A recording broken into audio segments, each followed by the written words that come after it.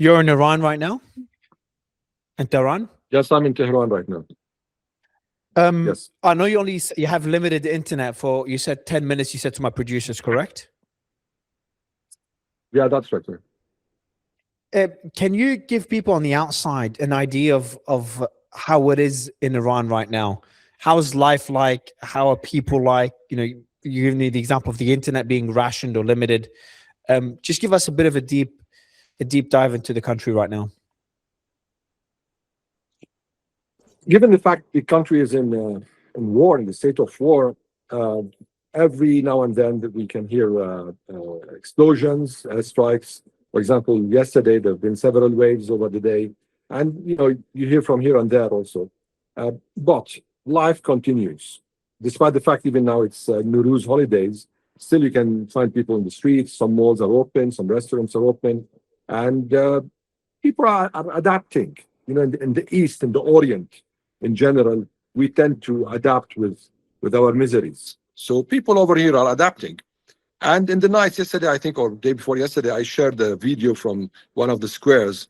So in most of the squares, people who are with the government, pro-government people, or people who are against the war, will get to the streets. They will rally till late in the night, even sometimes under explosions.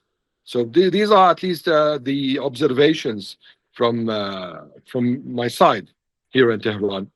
Life goes on, but of course with a lot of price, because many residential areas are being hit. Yesterday, day before yesterday, we saw victims here in Tehran and also in other cities. So there's a high toll. 2,000 people have been killed since the beginning of the war, alongside with all what's being hit. Today, one of our colleagues, Al Arabi Television, there was an airstrike just beside them, and their own office was affected. So everyone is paying part of this price for this war. How's the sentiment of people? Is it defiance? They want their government, their country to continue this war, their military to continue the war, or they want it to end as soon as possible? Because when I talk to different analysts, I think most people agree that Trump is seeking an off-ramp, at least it seems like it. But Iran is in a different position right now. They want to make sure they want to deter any future war, and they've got other concessions they're requesting from the US, concessions that they did not have, they were not part of the negotiations before the war. So is that sentiment shared by the people as well? Well, you cannot just say everyone is or everyone is not. So yeah, many people would want this war to end, but at least from those who I'm meeting, no one wants to see his country broken. I mean, at least for now, because maybe when it started, there were some people who might have relied on the war to give them a change. But now, with everyone being victim of this war, because this war is having a real impact on everyone's life, it's clear that people want this war to end. And of course, those who are with the system, those who defend the establishment here, they want to win this war, or at least they want to evolve outside this war, come out of this war in a position that they will make sure that there's not going to be any other war in the future. Because what happened this year in 2026 is just a bigger repetition of what happened last year in 2025, just after another round of negotiations. So they're clearly trying their best to create circumstances that will deter any possible future war against them. You talked about how some people wanted change before, but now people are not talking about change because everyone's suffering because of this war. So I'm guessing you're referring to the people rallying against the regime and the crackdown we saw in January. A lot of people warned, me included. I was very critical of the regime, but I'm like, any regime change operation will likely end disastrously. We've seen that happen in history. And also, if it's only through an air campaign, you'll see a rally around the flag. It always happens, and it seems to be happening right now. Is that what you're implying as well? That even people that don't like the regime or don't like the government are rallying behind their government either way against the common enemy?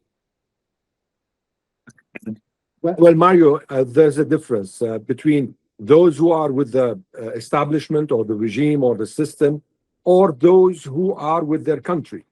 because there are some people who are against the regime, against the system, against the Islamic Republic, and they want it to be changed. But at the same time, they are with Iran. They do not want Iran to be defeated. They don't want Iran to be destroyed. And they know that the price is very big for them. So they are with their country, they defend their country, and at the same time, they preserve their, let me say, their position against the Islamic Republic. There are such people. There are such people, and you can see them in the streets sometimes. Of course, there might be also a percentage of people who are still relying on the regime change from outside. I cannot deny that, but at least I did not meet anyone. We also see the target list by at least the Israelis, but potentially the Americans as well, expand. It started off as military targets, and now we're seeing the infrastructure get struck.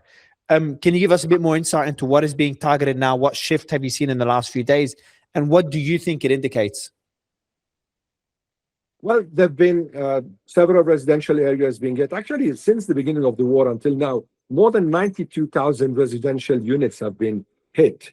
Plus, in the past days, we saw universities being hit. And at the very first of the war, a school was hit in Mina.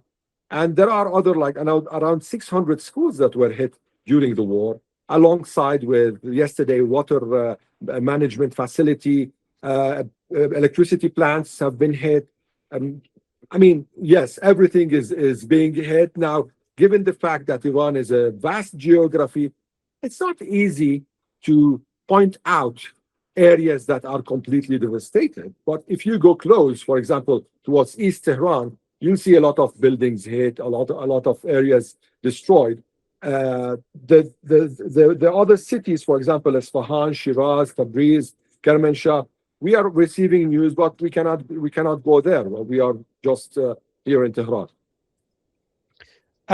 What else has changed? So we've seen. So your background's Lebanese. I'm sure you've been in Lebanon during times of war. Are we seeing shortages of anything? Are schools running? Have they stopped as well? Is everything on pause for now, for at least the foreseeable future? Internet shortages, maybe give us an insight into how that compares to January. Why is the internet cut out? We'd love to get, again, a better insight of what's happening, what has changed. Well, let me start with internet. Internet is not available.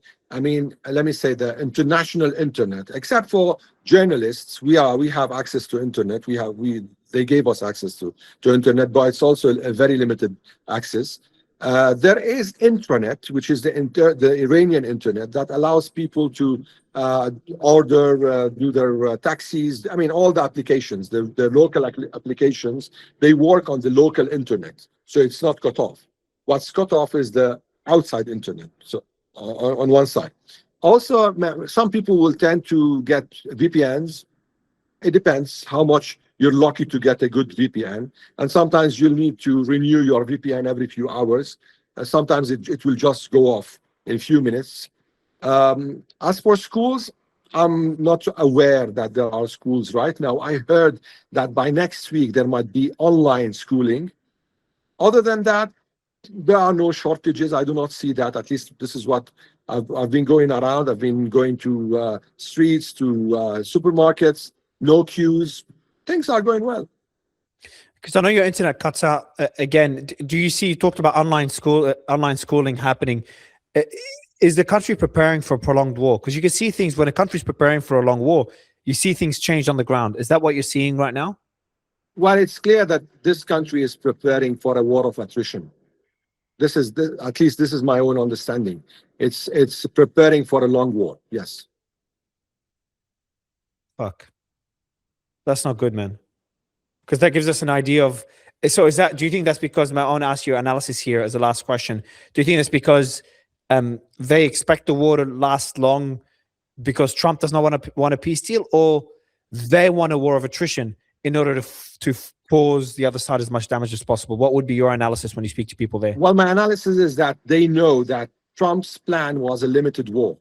So they just countered it with a regional war with impact on international business and economy and global economy. So they first of all, they regionalized the war. They created a reason for it to be globalized when it comes to the economic impact. You see the prices, oil prices, and now if the Bab el-Mandab Strait is closed, this will have a lot more impact on international economy. Plus that, I mean, the weaponization of straits is one thing, and the other thing is creating also more liability on the regional states, Gulf states, putting more losses on everyone, opening new fronts such as what happened in Lebanon and in Yemen. And personally, I do not really separate the fronts in Lebanon and Yemen from this war. It's one war with three fronts. And I do not separate the daily launches, I mean, with respect to drones and rockets from Lebanon and now from Yemen, from the ones in Iran. But what we are seeing right now, Mario, is there are more impacts. The Iranians are having more impacts in Israel because I think they are relying on the possibility that there is going to be shortages in defense, defensive weapons over there with respect to the interceptors, to all this issue.